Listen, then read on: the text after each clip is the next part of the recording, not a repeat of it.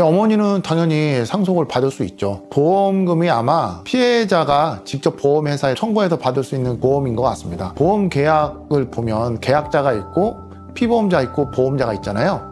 그러면 피해자는 보험회사하고 사실은 계약 관계가 없지 않습니까? 보험사고가 발생하면은 보험 수익자가 그 돈을 받아서 피해자에게 주는 것은 그럴 수 있는데, 피해자는 보험회사하고 직접적인 관련이 없으니까 이런 이제 피해자 보호에 소홀해지는 문제가 있거든요. 그래서 상법에서 이제 이런 규정을 넣어서 피해자의 직접 청구권이라는 조항을 신설을 했어요.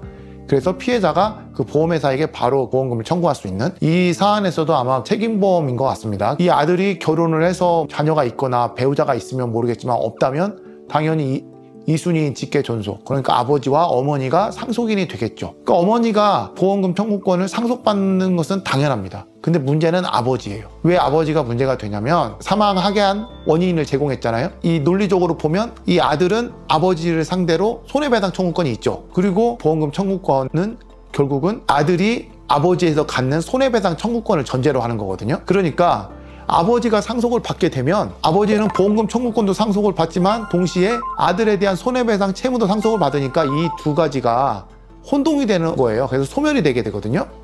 그러니까 이 사안에서 아버지가 상속을 받게 되면 보험금 중에서 2분의 1로 한다면 4천만 원은 못 받게 되는 거죠. 그러면은 여기서 우리가 생각해 볼 부분은 어머니가 다 상속을 받게 하면 어떨까? 아버지는 상속 포기하고 이럴 수 있잖아요. 그럼 어떻게 될까요?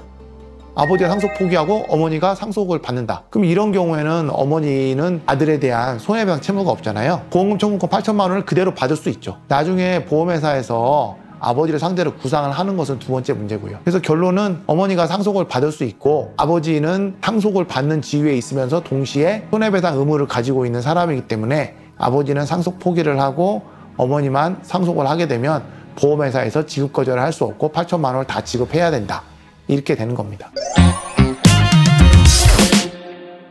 이처럼 이 상속이라는 법률 관계가 매우 어렵고 복잡합니다. 그래서 경우에 따라서는 어떻게 상속을 하느냐에 따라서 보험금과 같은 재산적 이익을 받을 수 있느냐 없느냐가 결정되거든요. 상속으로 인해서 여러 가지 법적인 문제가 많이 있다.